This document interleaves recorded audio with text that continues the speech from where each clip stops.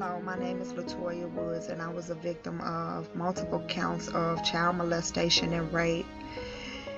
By the age of 10 years old, when I first experienced being molested, I was told not to ever tell. I withheld that information, not telling my mother, and for many years, I suffered within. I later on became very promiscuous in my life and having a child at the age of 15. This issue, this topic is so important. The statistics of child molestation is extremely alarming and startling.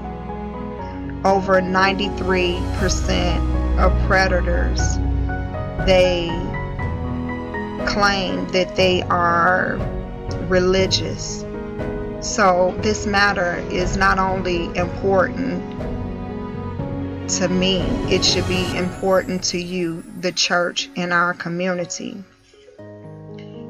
I am pleading with the community and the church leaders to educate the people, understand the mind of what's going on in the body of Christ and the people. What happened to me as a little girl was very traumatizing and have been very distressful over the years.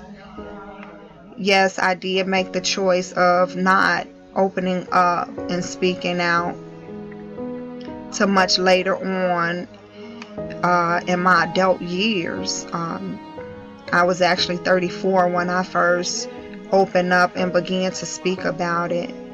One of the things that I've learned since first opening up and speaking out about my traumatizing experience is that it helps to talk about it and share with others. It's so important that we get this out there and educating our people.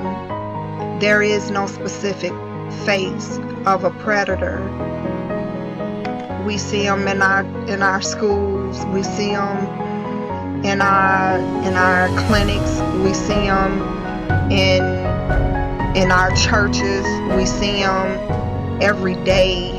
So you can't put a face to a predator, but you can line up the characteristics and share information with the people on how to prevent and avoid such a thing ever happening to your loved one or someone that you know.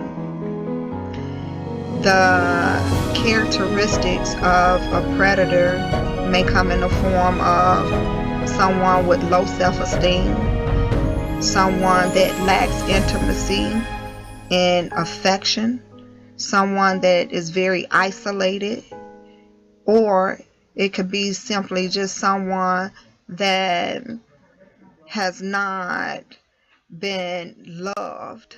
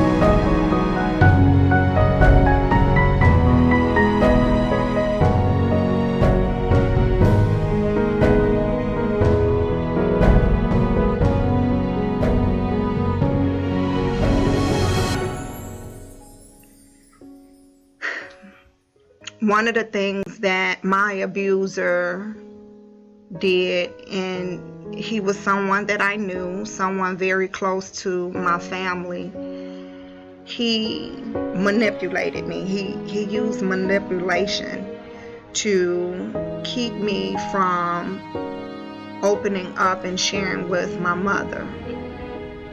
And it went on for as far as the age 12, and then he disappeared. So going on, living life and keeping what had happened to me bottled up on the inside, as I grew older, and by the age of 15, I had my first child. It caused me to be sexually active at a very early age, ongoing through different relationships and dealing with mental abuse, domestic violence, and even attempting suicide by the age of 16.